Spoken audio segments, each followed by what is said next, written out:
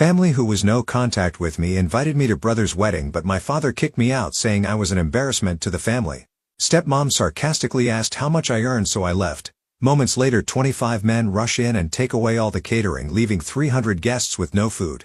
I tell them they should have done their due diligence because I own the catering company. I've always believed in building something for myself, and that is exactly what I did when I started my catering business. What began as a modest food truck back in my college days gradually evolved into a full-service catering company, now employing over 50 people and servicing high-end events all across the greater Chicago area. I've worked hard to get here. Sleepless nights, sacrifices, and relentless determination. It took me nearly a decade, but I built something I'm proud of. This background is important to understand what happened last weekend at my younger brother Mark's wedding, which turned into an absolute disaster. To give some context, I haven't been on speaking terms with my family for nearly 6 years. My mom passed away when I was 14 and my dad remarried within a year to Jenny, my now stepmother. Jenny made it clear from day one that she wanted no reminder of my mother. My father, eager to move on, allowed her to push my mother's memory out of our lives, which created a lot of tension between us. My younger brother, Mark, who was only 10 at the time, became very close to Jenny, but I struggled to accept her sudden controlling presence in our home. The distance between my father and me started then. The real breaking point came during my college years, while I was juggling multiple part-time jobs to pay for school. My father refused to offer me any financial help, claiming I needed to learn responsibility. Meanwhile, he was fully funding Mark's education at an expensive private university. The difference in how we were treated was impossible to ignore. Jenny, who had a condescending attitude towards me, never missed an opportunity to belittle my efforts. While I was trying to build my catering business, she often referred to it as playing with a food truck, while praising Mark's real career in finance. After college, I rarely contacted them. I would show up for holidays, but that was about it. The final straw came 6 years ago when I learned that my father and Jenny had sold our childhood home without informing me. I only found out after they had moved into a new place. And by then, all of my mother's remaining belongings, things I had wanted to keep, were gone. When I confronted my father about this, he told me I was being overly emotional and needed to move on with my life. That was the moment I decided to go no contact. Fast forward to last month, I unexpectedly received a formal invitation to Mark's wedding. Along with the invite was a handwritten note from him saying that he missed me and wanted to repair our relationship. After a lot of thought, I decided to give it a chance. Despite our family history, I figured it was worth attending. I even offered to provide the catering for the wedding at a significant discount as a gesture of goodwill, but Mark politely declined, saying they had already booked another company. I was a little hurt, but I shrugged it off. The wedding was held at a beautiful venue in Lake Forest, and I arrived cautiously optimistic. Mark seemed genuinely happy to see me, which was a relief, but Jenny's attitude hadn't changed. The moment she saw me, she made snide comments about my appearance and my catering business. I brushed it off and tried to enjoy the ceremony, which was undeniably beautiful. However, the family seating arrangement was telling. I was placed at a table far from my immediate family, alongside distant cousins I barely knew, which felt like a subtle reminder that I was still an outsider. Things took a nosedive during the reception. My father, clearly drunk, approached my table and started berating me out of nowhere. He accused me of showing up uninvited despite the formal invitation I had in my pocket and loudly claimed I was an embarrassment to the family. He said my presence was ruining Mark's big day. And before I could even respond, Jenny chimed in asking with thinly veiled sarcasm how much I was earning playing restaurant owner these days. She even commented on my suit, implying I couldn't afford something as nice as what I was wearing. The sheer audacity of it was unbelievable. Instead of saying anything or reacting at all, I decided to leave quietly. I knew there was no point in engaging with them, especially with my father being drunk and Jenny clearly enjoying the opportunity to take jabs at me. I was walking towards my car when something caught my eye: the catering staff setting up for the main course. I recognized several of them immediately. These were people who worked for me. That's when it hit me. The catering company my business partner had hired for the wedding had recently been acquired by my company. The former owner had stayed on as a manager, so I hadn't been directly involved in the planning. But legally, the company and this event were now under my control. I called my operations manager just to confirm what I was already suspecting. Sure enough, this was our event. I thought back to what my father had said, how I was an embarrassment, how I was ruining the wedding just by being there. And that's when I made a decision. If my presence was so offensive to them, then surely, they wouldn't want my company catering their event either. I instructed my staff to pack everything up and leave immediately. Within 15 minutes, 25 of my employees had loaded all the food, equipment, and supplies back into our trucks and were on their way out. Chaos erupted shortly after. With 300 guests left without their main course or dessert, people started to realize something was seriously wrong. My father tried to intervene, but there was nothing he could do. The contract they signed with the previous owner of the catering company included a clause that allowed us to terminate service if there was any hostile or discriminatory behavior towards our staff or ownership. And that's exactly what had happened. I left my business card with the venue manager and told her to have my father contact my lawyer if there were any disputes over payment. The fallout was immediate. By the next morning, my phone was blowing up with messages from family members accusing me of being selfish and petty. Mark sent me a long text saying I had ruined his wedding and proved Jenny right about me all along. My father unsurprisingly threatened to sue me for breach of contract. I forwarded all of their communications to my lawyer and blocked their numbers. A couple of hours later, I started hearing from some guests who had attended the wedding. Surprisingly, several of them were on my side. They had witnessed the way my father and Jenny had treated me and said they were appalled by their behavior. One of Mark's friends who had seen my catering company's work before even reached out to apologize for how things had played out and said he was impressed with how quickly and professionally my team handled the situation. This support was unexpected, but it reminded me that not everyone in the family was blind to what had really happened. As the days passed, I found out that Mark's wedding had made the rounds in social circles, particularly how it ended. Apparently, word had spread among Mark's colleagues and friends about the drama that unfolded, and it wasn't long before Jenny's carefully curated image started to crack. Some mutual acquaintances even mentioned that Jenny had tried to downplay the whole incident, blaming me entirely for ruining the reception. However, the truth was already out, and no one was buying her version of events. The damage had been done. I've been thinking about everything that's happened, and honestly, I don't feel guilty. I didn't crash their wedding or make a scene. I was invited and treated with utter disrespect. They chose to humiliate me and I exercised my legal right to terminate a service. It was nothing personal, just business. They didn't want me there, so they didn't get my service either. Simple as that. Still, I can't shake the feeling that I've somehow been drawn into a family drama that I had long hoped to leave behind. Now I'm left wondering if I handled it the right way. Was it too much? Or did they deserve the outcome they got for treating me the way they did? Either way, the situation has been weighing on me, so I'm turning to Reddit for some perspective. Ida here, or was I justified in my actions? Update 1. Thank you all for the overwhelming support. Honestly, I didn't expect this story to blow up the way it has, but I'm grateful for the outpouring of kind words and thoughtful responses. The amount of comments and messages I've received has been staggering. And while I've tried to respond to as many as possible, it's been overwhelming. I truly appreciate everyone's feedback, and many of your perspectives have given me new angles to consider in this whole ordeal. A lot of people have asked about the legal side of things and whether or not my father and Jenny are really planning to take action against me. The short answer, yes. They threatened to sue, just as I suspected. Here's what has happened since my original post. Right after the wedding fiasco, I contacted my lawyer to get ahead of any potential legal trouble.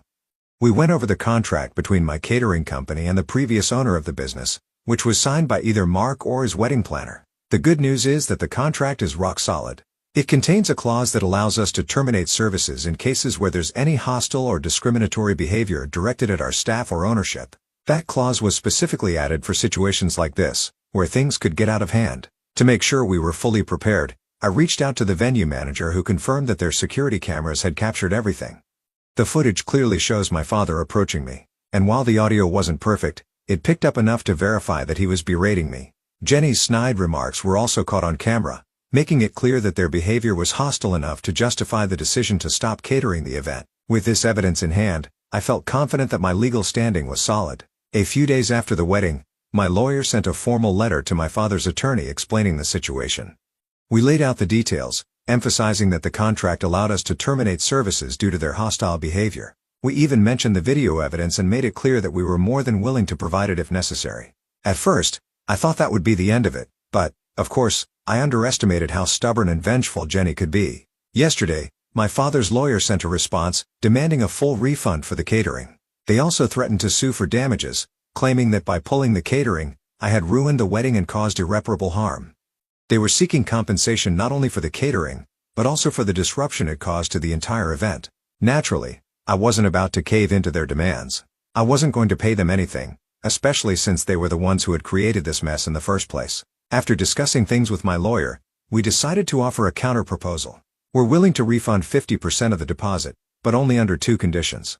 First, they have to sign a non-disclosure agreement, NDA, which means they can't talk about the situation publicly or leave negative reviews online. Second, They have to sign a release of claims which would prevent them from pursuing any further legal action against me or my company. We've sent the offer, and now we're just waiting for their response. Despite all this legal wrangling, Jenny has already tried to cause problems. The venue manager called me a few days ago to let me know that Jenny had been attempting to post negative reviews about my catering company online.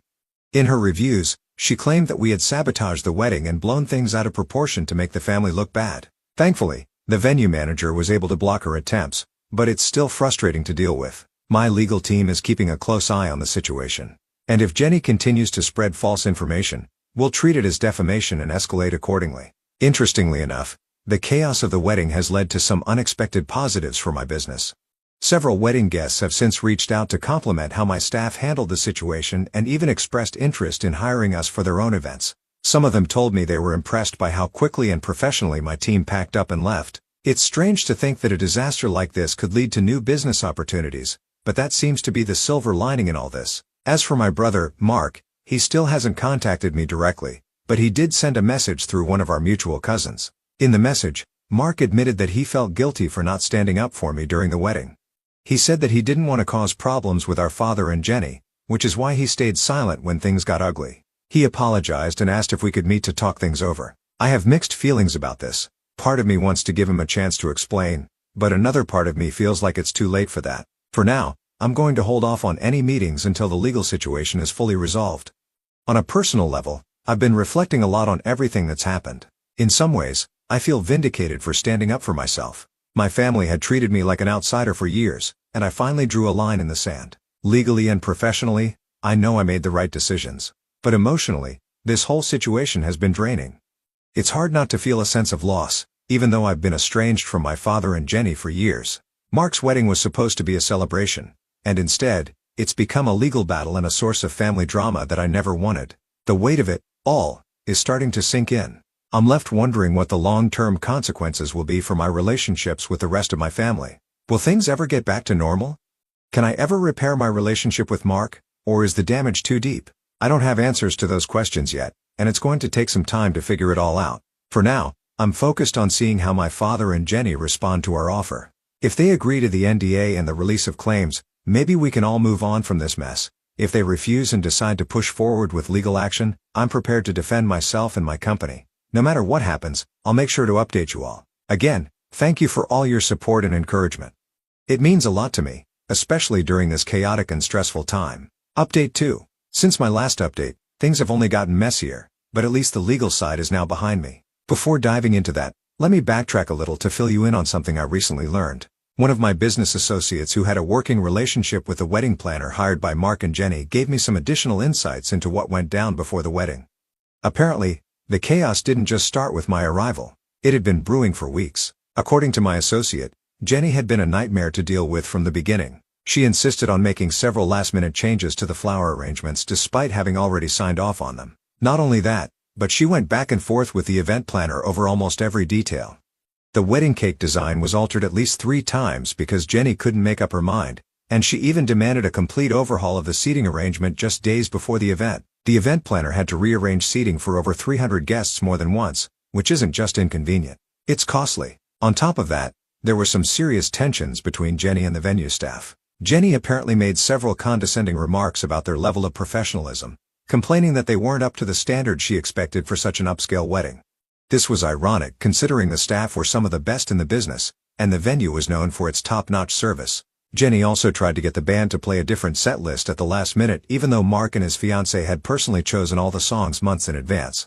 It was one of those classic situations where Jenny had her hands in everything, making the planning process a nightmare for everyone involved. My associate told me that there were some moments leading up to the wedding where it looked like the event planner was on the verge of quitting because of Jenny's constant meddling and impossible demands. But being the professional she is, the planner stuck it out despite the emotional toll Jenny's behavior was taking on the entire team. When my associate told me this, I couldn't help but feel a little vindicated. The stress and confusion I'd felt at the wedding reception were clearly just the tip of the iceberg compared to what the vendors had been dealing with in the weeks leading up to it. Now back to the legal matters. Yesterday, my father's lawyer finally contacted us, and they've agreed to accept our settlement offer. After what I assume was a long discussion between my father, Jenny, and their legal team, they decided to take the partial refund and sign the non-disclosure agreement, NDA. This morning, They signed all the necessary documents and we processed the refund, 50% of their deposit minus the costs already incurred for the food, staff, and travel. With that, the legal dispute has been resolved. The lawyer's letter was formal, and they didn't bother to include any sort of apology or acknowledgement of what really happened, but I wasn't expecting one. The important thing is that they agreed to the settlement, and I won't have to worry about any further legal repercussions from them. However, while the legal matter may be over, the personal fallout is still ongoing, and it's only getting worse. One of the more disturbing developments is that Jenny has been actively trying to undermine my business since the wedding. She's been calling several of my employees trying to fish for information about how my company operates. Thankfully, my staff are loyal and know better than to engage with her, especially considering the circumstances. We've instructed all employees to direct any and all communications from my family straight to our legal department, but it doesn't stop there. Jenny has also been reaching out to some of my business partners on LinkedIn, spreading false claims about my character and accusing me of ruining her son's wedding on purpose. It's one thing to be angry, but it's another to try to sabotage someone's livelihood. Jenny crossed a major line with these attempts to tarnish my reputation. As soon as we became aware of what she was doing, our lawyer sent her a cease and desist letter. We're taking this seriously because at this point, her actions are bordering on defamation.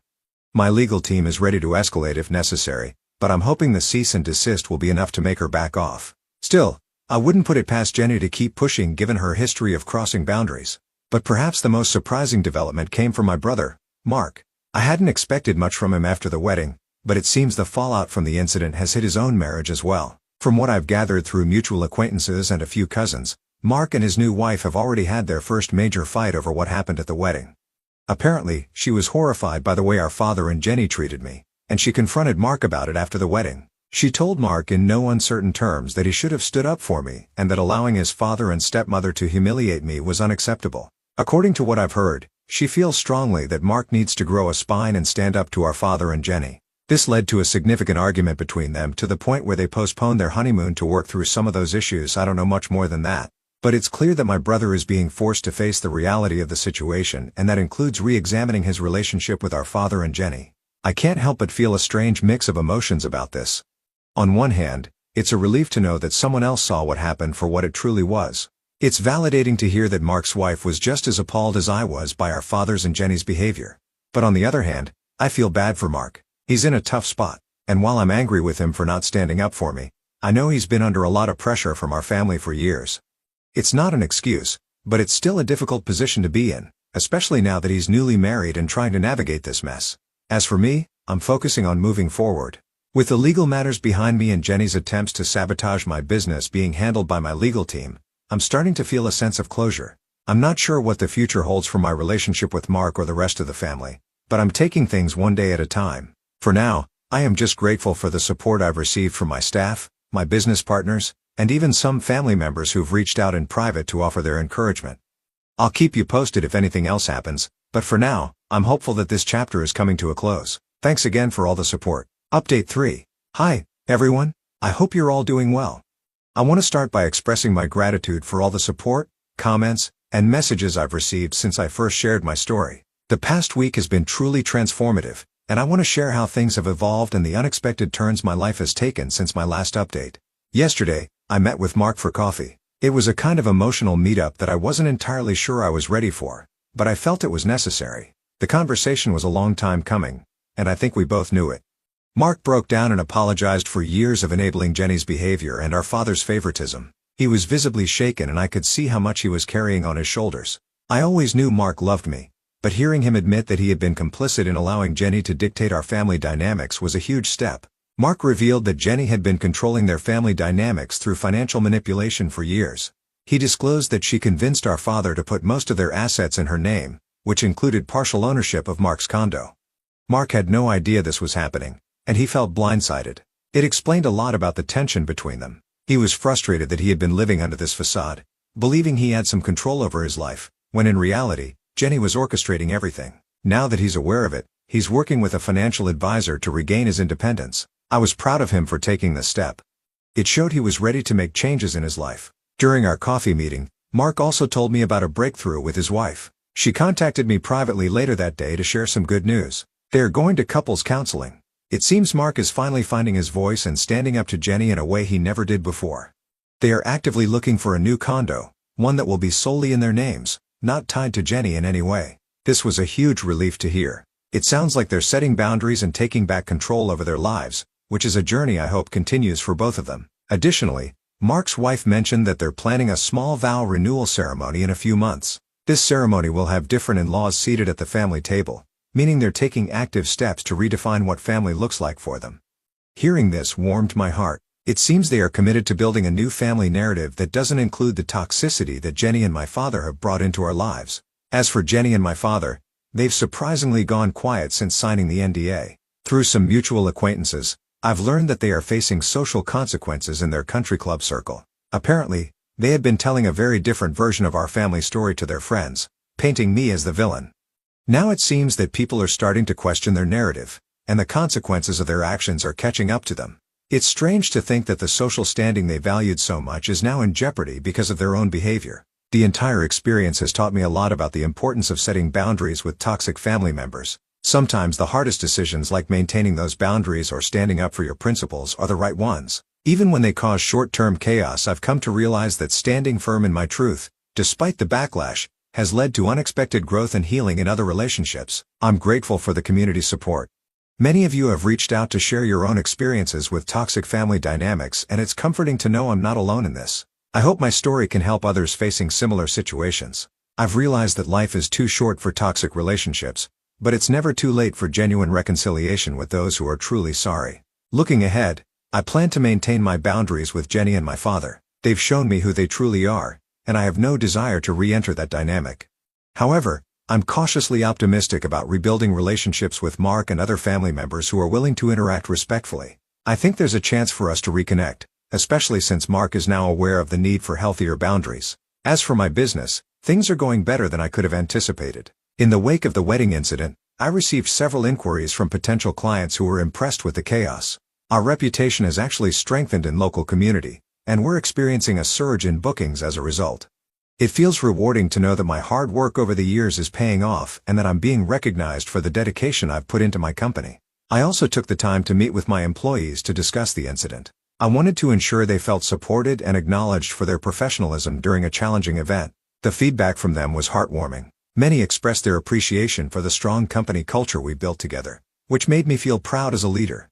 It reinforced my belief in the importance of treating employees well and fostering a positive workplace environment. To those who asked about future family events, I'll continue to maintain my boundaries with Jenny and my father, but I'm excited to explore the possibility of re-establishing connections with Mark and other family members ready to interact respectfully. It's a fine line to walk, but I'm hopeful.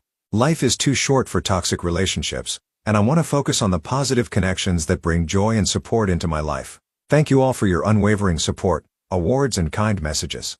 They've meant more to me than you know. I might not post updates moving forward, but I wanted to share this final update to let you know how things have changed for the better. I hope you all take care and remember that it's okay to stand up for yourself even when it's hard. You never know how it might inspire others to do the same.